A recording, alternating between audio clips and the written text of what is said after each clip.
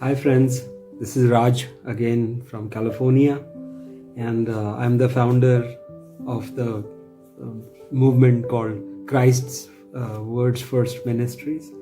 And in continuation, what I've been teaching, especially about the deception carried out by Apostle Paul, the so-called apostle, which led to a huge, deceit in the church, in the sense that they ended up becoming more of Paul teachers than Christ teachers, and how the dangerous doctrine of grace, saved by grace through faith alone, in Christ alone, the sola fide doctrine came into being, which was expounded and taught and pounded by Apostle Paul only. Nobody else taught. Did you know that? Again, I'm repeating what I've taught in previous recently loaded videos. I would highly encourage you to go through it. If you love Jesus Christ, read all that. Watch that and study the word, and you will see a huge disparity, a difference, if you will, between what Jesus taught and what Paul taught.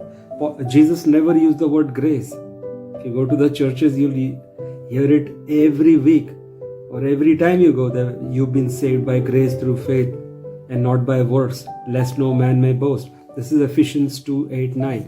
And again, Paul in his ministry kept pointing at you've been saved by grace. But Jesus didn't teach or even utter the word grace before crucifixion, after resurrection, and in future times in the book of Revelation. Neither did James, his brother, in his book use the word grace, saved by grace. Neither did John, the Apostle John, in his epistles. He didn't use the word saved by grace at all. Neither did Peter. So in fact, nobody in the entire Bible used the word grace, saved by grace, the phrase, except Paul. So now I want you to quickly understand, because it's kind of a recap of what I've taught. I would highly recommend you to watch that. But even if you haven't, this will still explain to what extent the damage this has done. This doctrine of saved by grace alone, through faith alone, in Christ alone, called the sola fide doctrine, how much damage it has done. It has wiped out God's law. To begin, you can destroy not keep any commandment, so to speak, of Father God. Jesus says He's greater than me, the one who sent me, right? Says Jesus. Jesus says this in John 14:28. That if you loved me, you would have rejoiced because I go to the Father, for the Father is greater than I. This is John 14:28, and where Jesus clearly, let me look through my glasses. Yes, John 14:28, where He clearly says that Father is greater than I. Father God's commandments cannot be destroyed. We will come to that very quickly, but I will just now, I've made an illustration. Keep this in mind, friends.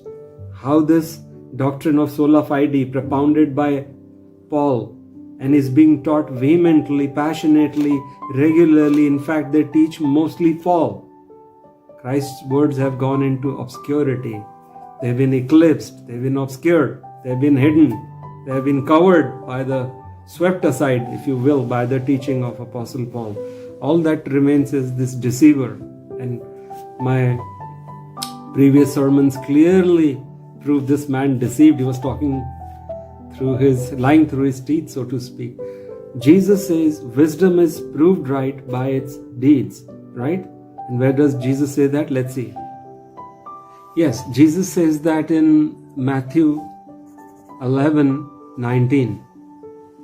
What does Jesus say? That wisdom is proved right by its actions and deeds and its works, its fruit. So we will examine today how devastating it was to the doctrine of Paul, how it devastated all the teachings of Father God and of the Son of God, Christ Jesus our Lord. We will see, I've made an illustration, friends, and I will be uploading that here, so you can see with your eyes and make it possible to download. I'll be providing a lot of resources, including these illustrations here, and also my editor, please put that illustration right now for the viewer to see. Let's start with how Paul destroyed the Father God's commandments one by one. Okay? And this doctrine is saved by grace through faith in Christ, and not by works, lest no man may boast. This is taught in Ephesians 2, verses 8 and 9, and he kept repeating, and the churches repeat that again and again and again, especially since 500 years. This deception now must come to an end, and it is now. So let's watch this illustration I made, Father God's commandments, and how one after the other have been destroyed because of the sola fide teaching of Paul. Let's read the 10 commandments of Father God. All right. The first commandment is this. Father God says, "You shall have no gods before me." Right? We know the commandment. The first commandment is this: you shall have no other gods before me. Friends, just to give you a quick reference, these 10 commandments are in Exodus 20. Okay. So what does Jesus, what did Father God teach? What were his commandments? And which Jesus says cannot go. And I will repeat that later, or you can have it right now. In Matthew 5, verses 17 and 18, this is what Jesus says. And we will read that. Henry, my editor, please write 5, 17, 18. What does it say? Friends, Jesus taught in Matthew 5, 17, 18, or revealed that the law cannot go. The law given by God cannot go. We just read that God, he says God is higher than him, greater than him. Nobody in this universe can touch the law of God. Remember this, friends. It's a blasphemy to say the law is dead, because this is what Jesus says. The final authority on God is Jesus, on teaching the word of God. But God is greater than Christ. He says that. But the one who can teach the best is Christ, who's the face of God. Right? What does John 10:30 reveal? He and Father are one. He's the face of God, yet he's greater than Father God is greater than Jesus. Jesus explains it best. So do not let anybody's words trump Jesus. And if somebody's teaching, a pastor, teacher, a shepherd, or the teaching staff, ask them that nobody can trump Christ's words, because he says this. This is what, friends, John 13:16 reveals us. Jesus in John 13 verse 16 says, "Very truly I tell you, no servant is greater than his master, nor is a messenger greater than the one who sent him." So Jesus is making it very clear that nobody trumps my words. Okay? So now let's go back to what Jesus talks about the law. Did you know he says the law cannot go? Let's read. Jesus says very clearly in Matthew 5, 17 and 18, "Do not think that I have come to abolish the law or the prophets." I come to honor them, not to get rid of them. "I have not come to abolish them, but to fulfill them." And he taught us later how he would do that. It is not by saved by grace, by faith. All that is blasphemy. That's heresy. That's from the mouth of the devil. I call it devil's doctrine of deception. Henry put this down. D. Devil's doctrine of deception, expounded by Apostle Paul, who was from the evil one. Again, let me read again. Matthew 5, 17 and 18. Jesus says, "Do not think I have come to abolish the law or the prophets. I have not come to abolish them, but to fulfill them. For truly I tell you," this is now Matthew 5:18, here lies the great revelation that the law cannot go. In 5:18, Matthew, he says, "For truly I tell you, until heaven and earth disappear, not the smallest letter, not the least stroke of a pen will by any means disappear from the law until everything is accomplished." What is Jesus saying? The whole universe may crash and burn. The law of God cannot go. This is what the Lord is saying. This is what He is teaching, that it just cannot go, the law of God. and we have to honor it, and Jesus taught us how to fulfill it. Now again, I'm recapping. This is all in great detail in my previous messages on the same subject. I would highly encourage you viewers to watch that and then study, read the Bible, and check out for yourself everything. I call myself the German shepherd of the Lord. I love my Lord. I live for Him. I eat, drink, and breathe Jesus. And I very respectfully tell the churches and the teachers, if I'm wrong, tell me where am I wrong, so I may correct, or you correct yourself. What are you teaching? Is this what Jesus taught, or what? Will you deny His own words? Now, how did Jesus teach us that to fulfill the requirement? What He says, I've come to fulfill the law, not to abolish. How did He teach us? Is it there? Yes, it is all recorded in the Bible, but nobody teaches, nobody even mentions all this. How is it that Pied Piper Paul took away all the interest and all the, focus, so to speak, of our Lord, of the teachings of the churches which revolve around Paul, and they are going round and round Paul, forgetting this man is deceiving through his teeth, and the one whose words should matter the most is not being taught. Anyway, let's go quickly to Matthew 22 verses 37 to 40. What does Jesus say? How can we accomplish the whole? How do we obey the entire law? Let's see. Jesus says in Matthew 22, 37, 40, love the Lord your God with all your heart and with all your soul and with all your mind. This is the first and the greatest commandment. And the second one is like this: love your neighbor as yourself. Love the fellow human being as yourself. All the law and the prophets hang on these commandments. What he's saying is, when you love God with all your heart, with all your soul and all your mind, and you love the fellow human being, what he's saying is love all. Don't spare anybody from your love. Exist through the premise of love. Operate through the premise of love, rather than judgment, rather than prejudice, rather than hate. When you start loving, when you move from sin on the one side of the spectrum and walk to the other end of the spectrum, which is love, that's it, brothers and sisters. That's how you complete the whole requirement of the law and the teachings of the prophet. Reject sin, repent, reject, and move to loving God and loving all people. That's the epitome, that's the Mount Everest of righteousness. The call is for righteousness. What does Jesus say in Matthew 10:38? Henry, please quote this. What does he say in Matthew 10:38? You're not worthy of me unless you pick up your cross. It's the cross of righteousness. Deny your flesh and follow me. Okay? Now these things will figure in my next half of this is how Apostle Paul broke or helped in breaking God's all commandments and then destroying all commandments of Jesus. Jesus had his own commandments, and they mostly revolved around love. Remember, friends, in one word, the entire message of Jesus Christ was one word: love, love, love. And you will come to know very quickly, it was not grace. He never taught. He says, whoever wants to save their life will lose it, but whoever wants to lay down their life for my sake and for the sake of the gospel will keep it. Jesus did not want salvation seekers to come and flock to him. He wanted doers of the word. He says that, why do you call me Lord, Lord, and do not do what I tell you? He says that in Luke 6:46, why do you call me Lord, Lord, but do not do what I teach you?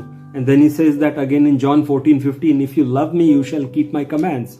It is all about obedience, friends. See, Jesus is the face of God. He could have never taught anything else.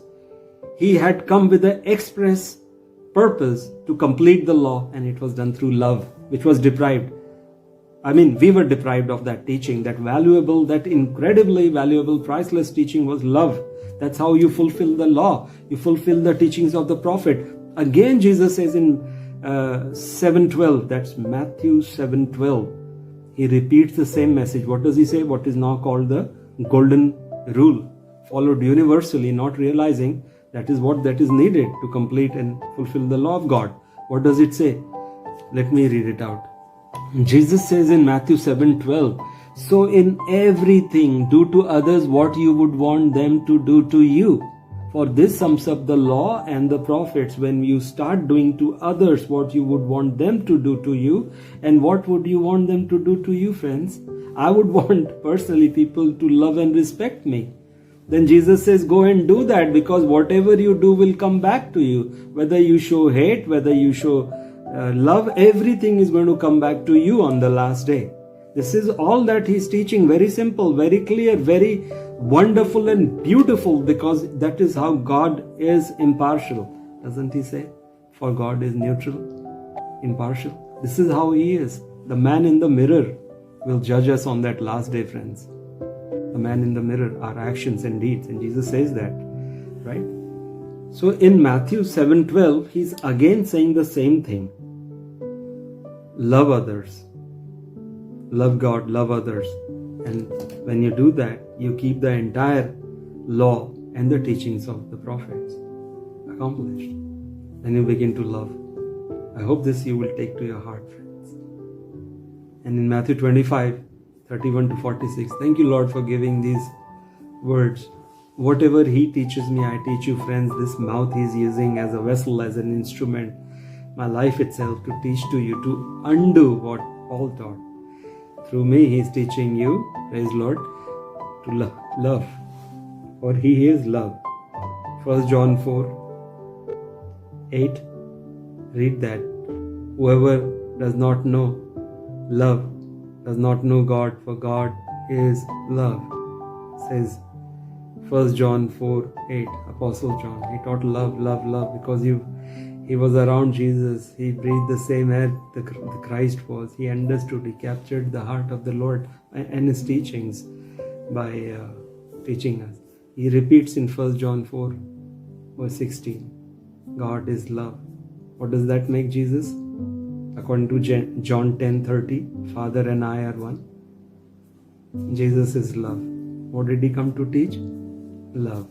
Now, friends, remember that. Take it to your heart, lest you walk away from this sermon at this point. Whatever save will save. If anything saves, there's only one thing. Learn to love. Stop hating. Stop judging. Turn away from sin. Fight your sinfulness at all cost. Do not rely on Pauline doctrine. It's not going to help. Paul did not teach grace. Did not teach how to love. To love. Paul was not mentioned by Jesus Christ once. He was the 13th apostle. That could never have been. Check out what Jesus says, congratulates his church for exposing false apostles in Revelation 2 verse 2. Check out Revelations 14:21. There are 12 tribes whose names will be there, and 12 apostles on the 12 foundations. Who's this 13th guy? Did you know Paul was the 13th apostle? 12 were already in action, including Matthias, who was handpicked by the apostles. 11 remaining apostles after Judas, in the presence of God's Spirit. Again, I'm recapping so you understand the deception that took place, so that you stop studying Paul and start studying the red letter, the teachings of the Messiah. See what all evidence I provided. Scores of tons of evidence this man was lying through his teeth, including his confession. I'll read out Paul's confession, because he said that on purpose, because on the last day, the people who believe Paul and will be condemned, like they were in Matthew 25:31 to 46, in the vision of goats and sheep. All those who did not love Jesus Christ condemned on that last day. It's a vision, an event which is waiting to happen, guys. Be very careful what you study, because on that day, he used the metric of love. Because he taught love, and on the last day, that's the metric he used. This is a clinching evidence that Jesus will use the metric of love in determining who enters his kingdom of heaven and who's rejected on the last day. This grace and all was rejected totally by Jesus Christ. Check out Matthew 25:31 to 46. It is called the vision of goats and sheep. We will be divided one from the other. You and I will be standing alone. No Paul there, no nobody. Nobody, no friend, no mother, sister, nobody, no teacher, no church. Each to each his own. And God standing before us, Jesus Christ as the judge. And then he will not be the gentle Jesus on that day, because he's coming in fury, in power, because of the human sin when he comes to judge. He will be just using the metric of love. Remember that. Keep that in your heart. That cannot be changed. What He says in Matthew 25:31-46 cannot be changed. Which should not be denied, because it is going to happen, friends. Turn to love is all I say. With folded hands, I'm ready to beg you, fall at your feet. I want you to make it to heaven. Heaven is what? It is for those who practice loving compassion, is what Jesus says. Remember this. One word for loving compassion in Hindi, my language, is karuna. Whoever practices karuna is going to make it. Otherwise, you're not going to make it, friends, or I. Okay, let's see. So, friends, I shared all that so that before we jump into this, which is the message of this particular clip, this sermon sharing, if you will. Father God's 10 commandments, which appear in Exodus 20. Now I have told you, shared with you that Jesus says the whole universe can crash and burn, but the law of God cannot go. That's Matthew 5:18. Keep that in your mind. For Paul taught you are not under law, under grace, and the 99.9% of your Protestant churches say the same thing. It's a disgrace that we even say that. It is blasphemy. It is heresy. It's also dark right now. But you are the light, friends. That's what Jesus says, right? So here's the illustration again. Henry, please, the illustration. Here is Father God's 10 commandments. Starts number 1. You shall have no other gods before me, says Father God. It's a commandment. It's not a request. These commandments are diktats that you have to do it. That's it. God is very grand and powerful, spread out throughout the universe. Check out Jeremiah 23 verse 24. His spirit is throughout the universe. He exists as a spirit and he's everywhere. He's very grand and very powerful, and he will decimate everything who does not do the will of God. Remember that. That's in Matthew 7:21.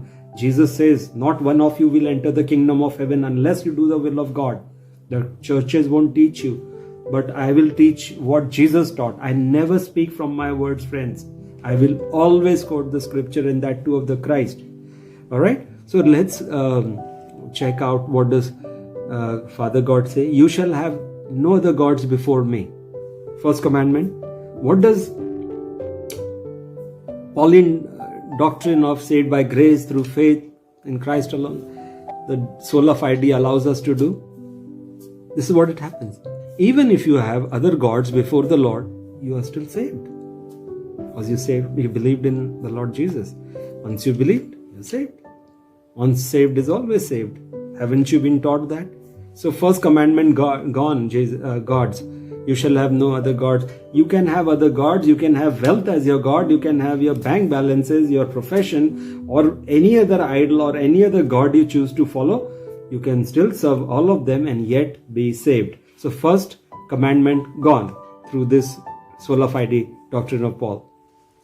The second one is this, friends, the second commandment is, you shall make no idols. Now, even if we make idols, even if we make and worship idols, we are still saved. It doesn't matter. Whoever your idol is, pop stars, rock stars, this star, that stars, or some other, whoever you idolize and worship, it's still good. Because once you believed in Jesus, you're saved forever. This is what the sola fide doctrine and the churches which subscribe to that teach. I do not. I believe Jesus. I stopped going to churches for this reason. I love the church of the Lord. That's where I got all my Christian education from. At one time I realized this is all deception, because not they're intending to deceive, they were deceived. And as Jesus says, when a blind man leads another blind man, they both fall in a pit. This is in Matthew 15:14, friends, where Jesus says, disregard them. They are blind guides. For if one blind person guides another, they will both fall into a ditch. It came out prophetic as always. What is happening? Those who are blind are teaching us now. I'm saying with respect because of this Pauline deception, not because churches you wish to teach it, you yourselves are deceived, but you're not willing to check out, read, study what I'm saying, and check out if this is what is taught in the Bible. Because I'm giving verses after verses of Christ Jesus himself. Again, friends, let's go back and see. So the second, you can have idols and still be saved, right? So we destroyed this doctrine of sola fide, doctrine of Paul has destroyed even the second commandment of the Father God. Third one, this, now I'm sure you're getting a drift of all this. Paul said very, very smartly, craftily, that the doctrine he taught, because he knew it will lead finally to the destruction of all the teachings of Father God and of the Son. Let's see how he succeeded again in the third. You shall not take the name of the Lord your God in vain. The Jews, they were scared even to take the name of Father God, because that's a commandment. Yet, if you believe in sola fide doctrine, and they started calling it legalism now to defend whatever they do. Oh, don't be a legalist. Yeah, this crazy darkness going on. You shall not take the name of the Lord your God in vain, but even if you do, friends, you're still saved because now you have believed in the Lord Jesus Christ. Okay? Let's go to the next one, friend. Keep the Sabbath day holy. That's what God ordained, commanded. Or whether we keep even the Sabbath day or not, whether we keep it holy or not, it doesn't matter. Because that's what the churches teach us. That you've been saved, whether you keep Sabbath, whether you keep it holy or not, even observe or not, you are still saved. So that's also gone, or Father God's commandment finished. Then the next one really deserves a lot of attention, friends, because this is going on. A lot of evil is happening in this world. As it was written that will happen, it will really intensify now. It has. It said, you shall not murder. I apologize. Honor your father and your mother. The next commandment is, you shall honor your father and your mother. Now tell me how many Christians honor their father and mother, right? Many of them dump them in old people's homes. They are a problem because they want to live out their lives. This is not what God ordained. We have to learn to respect and honor them till the last day of their lives, so that our children may do that and we honor God. But today, because you have been saved by grace alone, through faith alone, in Christ alone, all this is not needed. Talk trash to your parents, trash them, dump them into old people's home or even anywhere else. You're still saved. The pathway of heaven is open, right? This is the implication. Even if it is not taught, it ends up like this. And Paul knew all this. And that is why this also is gone. You don't have to honor your father and God against the diktat, against the commandment of Father God himself, who was greater than Christ. Whereas this doctrine led us to. Next ones I will go through faster, because I think you're understanding that everything was destroyed by one line. You're already saved no matter what you do. How much you sin, whatever you do. Forget keeping the commandments of God. Even the worst, the most heinous sins you do are still covered because you have yet believed, and that's all is needed. So it's a very, very evil doctrine, guys. The doctrine of sola fide. Be careful of what you believe, what you practice. The next one is, you shall not murder. Like I said, you can still murder and be saved by this doctrine of sola fide, this doctrine of deception from devil. You shall not steal. You can steal to your heart's content, but if you still believe, you will still go to heaven, right? You will still go to heaven. Who can stop you? Why? Because you have believed, right? What is the next one, friends? Let's read that.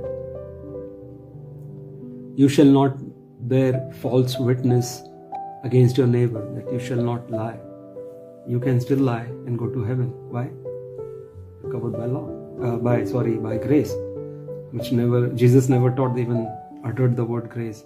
So you can still go to heaven, even if you bear false witnesses, lie against your neighbor or whatever. Again, we have broken this commandment of God also. And the last one, the next one is, you shall not covet. Okay? No, don't try to crave and covet others. Long for is a simple word for it. Do not want other people's wives, their treasures, their stuff, their cars. Don't covet. Learn to be grateful. Learn to be satisfied. Honor God through satisfaction. Lord, your will. I will do your will. Lord, I have kind of pounded it in my head day and night that I will do the will of God, because that's what Jesus taught. Matthew 7:21, Mark 3:35, do the will of God. But here, rather than coveting, I will do the will of God, right? I do not want, I'm satisfied with what I have, friends. And this thing, recording and all, is going by my own resources. I do not take 1 cent donation. I do not accept money. I work hard to support this little ministry which I have started.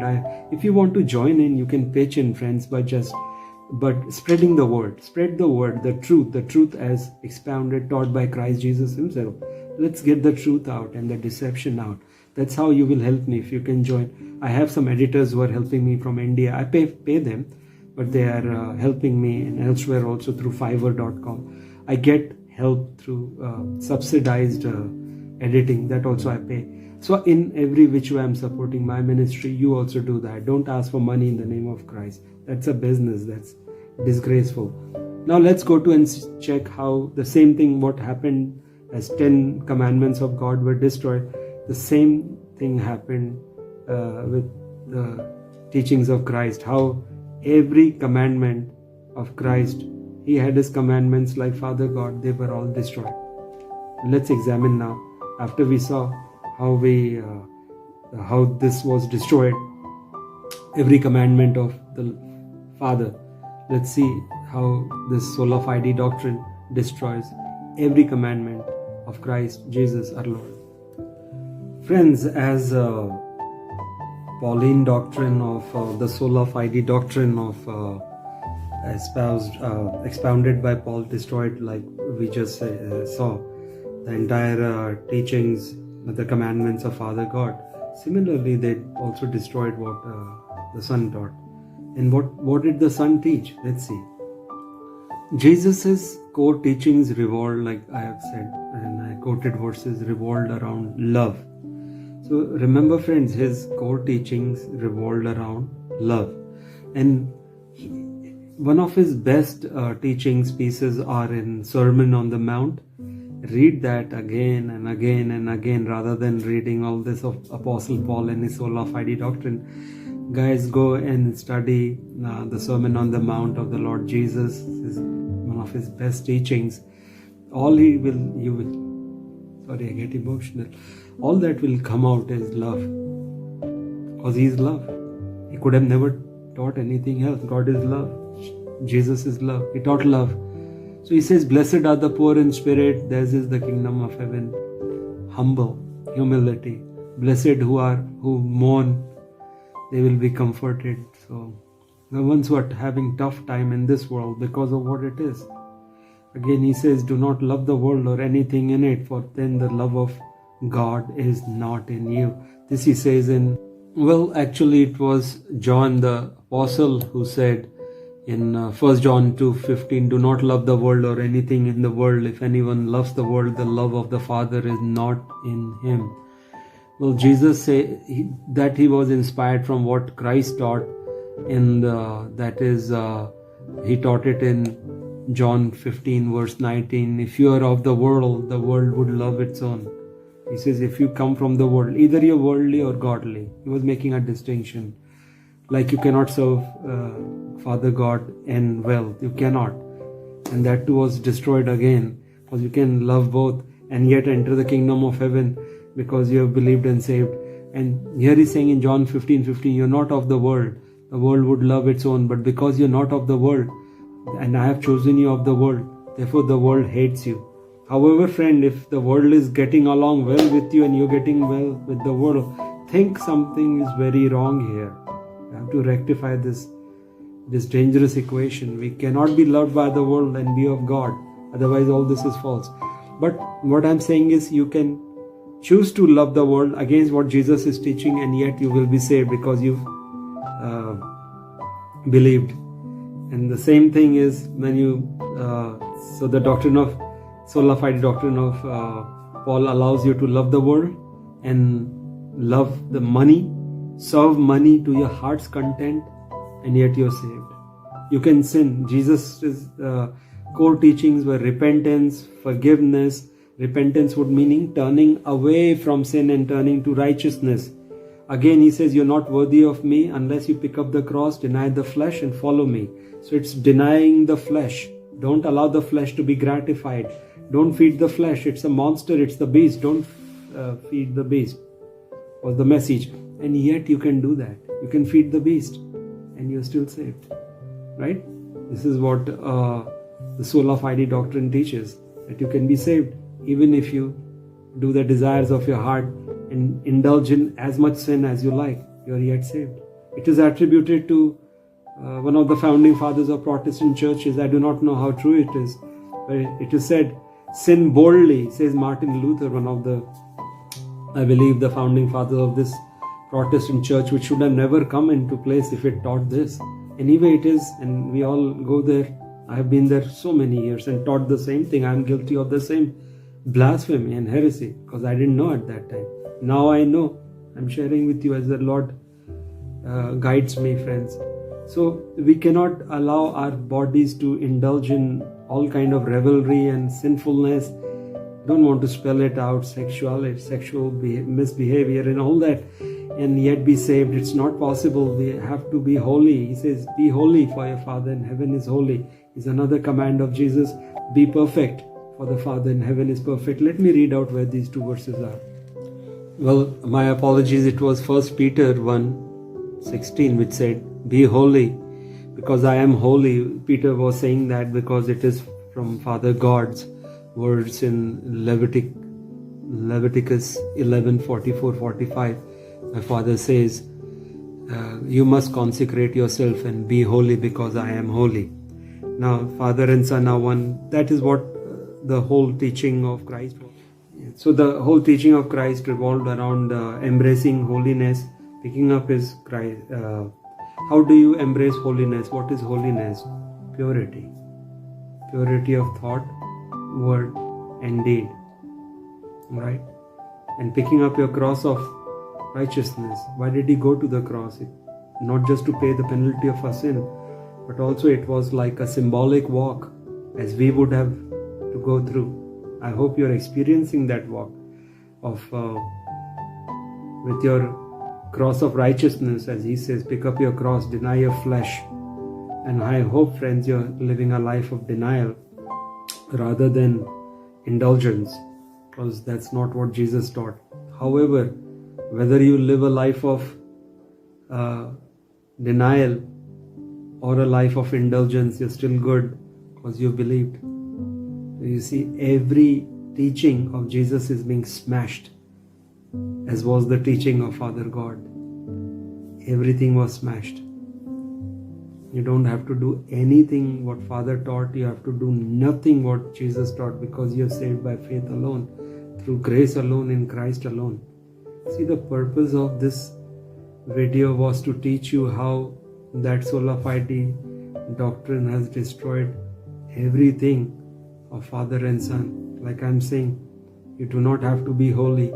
Jesus says that even if you have committed adultery in mind, it is a sin. Don't do it.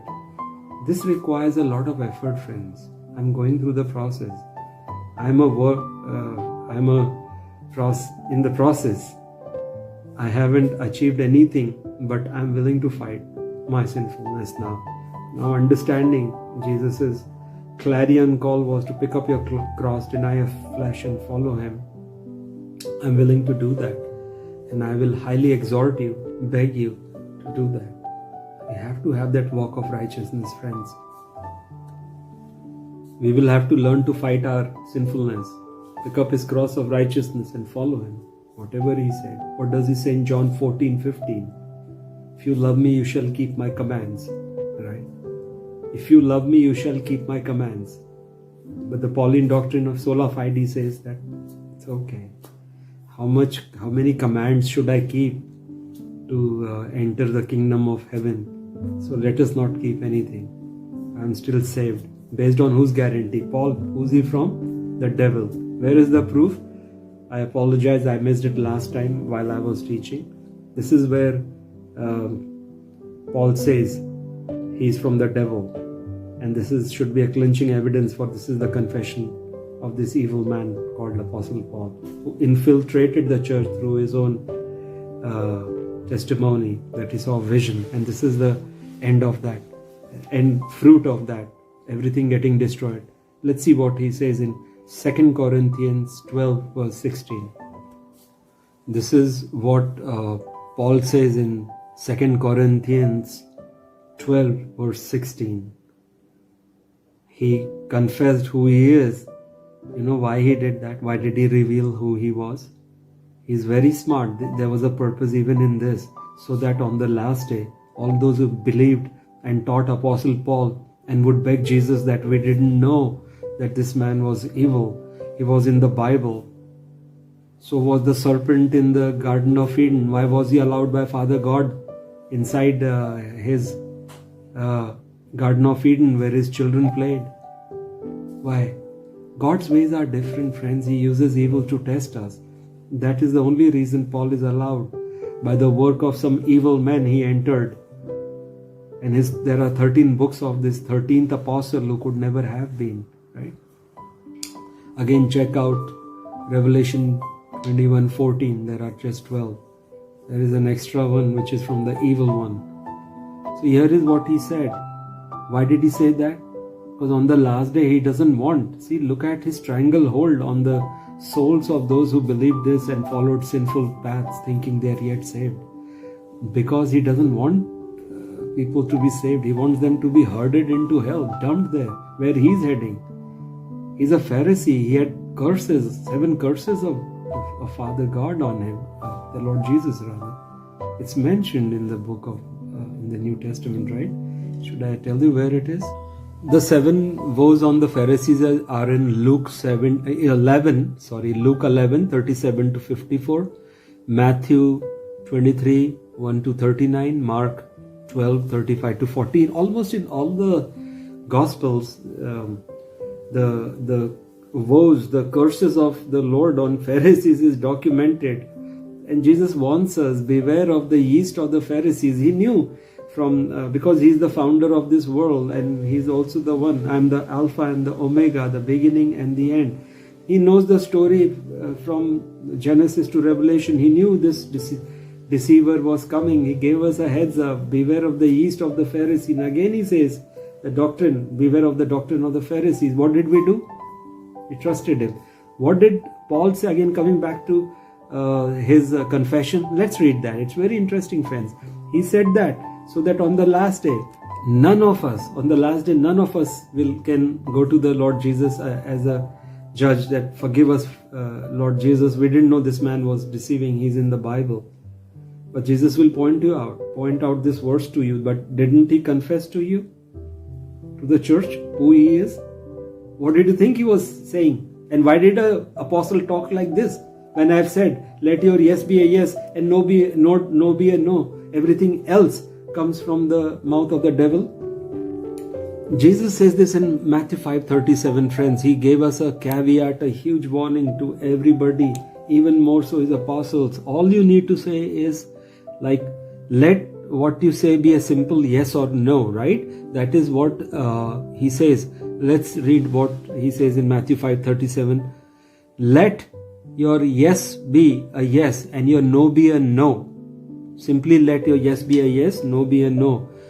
Anything more than that is coming from the evil one. Simply let your yes be a yes and your no be a no. Anything more comes from the evil one, is recorded for us in Matthew 5:37, right? And what does Paul say in 2 Corinthians where he confesses? So on the last day, we cannot resort to the excuse that, Lord, I didn't know that Paul is a deceiver. He will tell you this. Why did you believe when I said in Matthew 5:37, let your yes be a yes, no be a no? And when this man is confessing these following words, why did you believe it? Jesus says, Sorry, my apologies, my profound apologies. Here is Paul again making that huge confession, friends, which you have to take it to your heart. And remember these words of Apostle Paul. They were said on purpose. They were spoken intentionally and deliberately with a single purpose. It was the last nail in the coffin, so to speak, of all those who will follow him. And on the last day, they will be condemned because of this also, because he put the last nail also. Why? Because he uttered this. What does he say? 2 Corinthians 12:16. This is Apostle Paul saying, "Be that as it may, I did not burden you with myself. Nevertheless, crafty fellow that I am, I took you in by deception."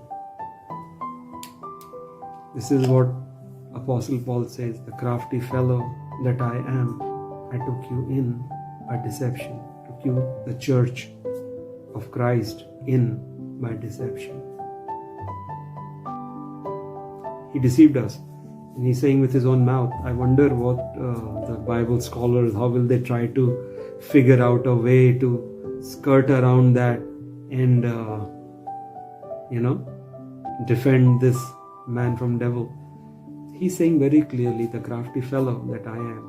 Who's crafty? We know that. Devil, right? This man was crafty, he was evil. And he's saying with his own mouth, and that's why it's recorded because the Lord, Father God, sorry for saying this, but I want to, forced him to barf out the truth. Why? So that we may be without excuse on the last day. Here he is. Here is his confession. Why did you still trust him? Why did you study his doctrine? He's saying he's crafty, he's evil, that he has come to take you in by deception, and yet you did exactly what you shouldn't be doing, and you didn't heed to my advice, did you? What did Jesus say? Beware of the yeast of the Pharisees and the Sadducees. And you ended up, did you know, through Paul, everything, the entire Bible is studied and looked at through the eyes of Apostle Paul, who was a deceiver. Why? Because he was the only one who was dangling this carrot of saved by faith alone, through grace alone, in Christ alone. Works and not needed. Ephesians 2:8-9. Works are optional. You have been saved by grace through faith and not through works, lest no man may boast. Now, he deliberately says so that we don't have any works of compassion, any works of love, any works of kindness, whether you follow the words of Christ or do not, whether you love people or not, whether you love even Father God or not. Solomon says in 12:13, that's Ecclesiastes, he sums up the message of Bible: fear God, keep his commands. What were his commands? What did Jesus say? Greatest commands is love God, love all people, love each other as I have loved you, love even your enemy, 5:42-46. Love even your enemy, bless those who persecute you, for where is the reward? If you love only those who love you, there's no reward, friends. We have to step out of our selfishness and self-absorption and love others. See, what I'm saying again and again is this deceiver. I just gave you his deception and confession of his deception in 2 Corinthians 12-16. The purpose of this sermon is very simple, that Paul had come to destroy everything Father God stood for, and the Son stood for. Son stood for repentance. Son taught us to forgive. Son taught us to love, and they're all interconnected. And he taught us to be righteous. He taught us to deny the flesh, live a life of denial, denying the flesh and following the Lord Jesus Christ. We have to fight our sinfulness. But any of these commands, whether you forgive, he says, forgive first. Forgive, for you were forgiven first. And if you do not forgive, you shall not be forgiven on the last day. In Matthew 6:15, and these are words on the rock, they cannot be changed, friends. You have to understand the gravity and the serious repercussions. You'll keep getting put that wool of deception on your eyes that, oh, I believe, now I go to heaven. Nobody says that in the entire Bible. Nobody even uses the word grace in the entire four Gospels. Did Jesus forget to teach grace to the millions, hundreds of thousands of people who he taught, who went home without even learning what is grace? Did the Messiah, the Son of God, forget that he had to point, oh, I forgot the greatest message, now let me appoint a 13th apostle and this is all deception going on. What does he say? For if you forgive men their sins, your heavenly Father will also forgive you. He says in Matthew 6:14 and 15, and then he issues a strong warning. But if you do not forgive men their trespasses, neither will your Father forgive you on your last day your trespasses. And this is exactly what happened in Matthew 25 verse 31 to 46, where Jesus talks about the omission of acts of loving compassion. Omission, not commission of sins, but omission of acts of compassion, loving compassion. Those guys, the goats who were I call them Paulians, they believed in Jesus, they recognized him, they called him Lord, Lord, but they had no acts, works. It is a work-based salvation, works of loving compassion, works of turning away from sin and turning to love. That was the message, and it needs to be practiced. Because, see, we cannot have this excuse that I can't even love. Why have you come to Christ? Why? And you can't do anything. You can't keep the law, which he says is fulfilled when you love God, love the fellow human being. He made it super easy. But if you cannot even love, step out of your selfishness and practice loving compassion, acts of loving compassion, as the sheep had done in the parable, in the future vision of goats and sheep. But the goats had no acts of loving compassion and they were condemned. This is going to happen. So you see, friends, we have to turn away from sin and turn to love. On the one hand, remember how this doctrine of Paul, which is the message of this Bible, has successfully destroyed everything, like I read out from Father God, and everything the Son taught. The Son taught everything revolving around the core things of love, forgiveness, righteousness, charity, kindness, gentleness, forgiveness. All these, and turning away from sin at all costs. Remember, friends, every problem, every curse upon mankind is from the one word, sin. And unless we do the will of God, which is opposite of sin, we cannot be saved. And we meet all the requirement of obedience. That is the will of God. Write it down somewhere. The will of God is what Jesus said: love God and love the fellow human being. Practice karuna. Keep telling yourself, practice karuna. Karuna is loving compassion in English. It's a Sanskrit Hindi word, which is one word which encompasses both. And in that is captured the entire message of Bible. The message of Christ Jesus is one word, karuna. Keep that in, let it soak it up in your mind, being and heart. For only that will help you. And karuna, loving compassion, is the opposite of sin. It is the antidote of sin. It will douse the fire of sin. It will extinguish everything. Solomon says that in Proverbs 10:12, love covers all sin. Peter says that in 1 Peter 4 verse 8, love covers a multitude of sin. And this is what Jesus taught: love, karuna. Friends, you got the message. This guy, his doctrine, the sola fide doctrine, has destroyed all the law, because you still are saved. What does it mean? It's gone. The law is finished. You're not under law, you're under grace. Who taught grace? Only Paul. Check it out. Check it out right now. Why is it conspicuous by its absence in all the four Gospels? Nowhere.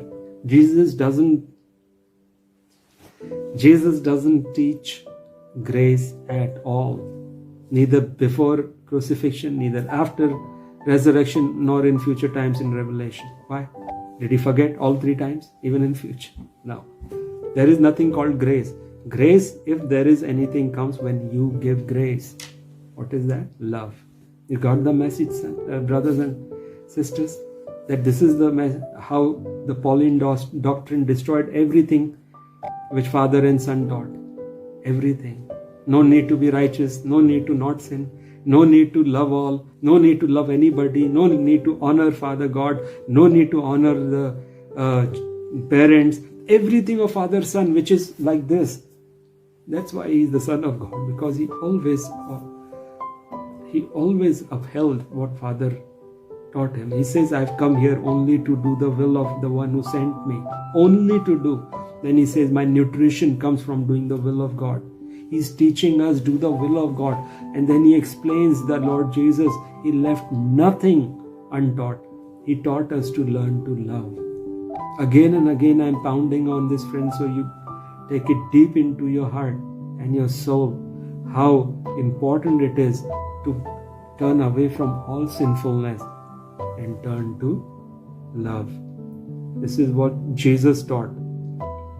There are people who kept the law. Psalms 19 says that the law is so beautiful, it exalts the law. Law is beautiful, especially now that Jesus has taught us how to complete all its requirement. And it's going to be an effort. It is going to require your effort and dedication. And when you step out of sinfulness and walk to love, then you will realize how dramatically the whole universe will change for you, friend.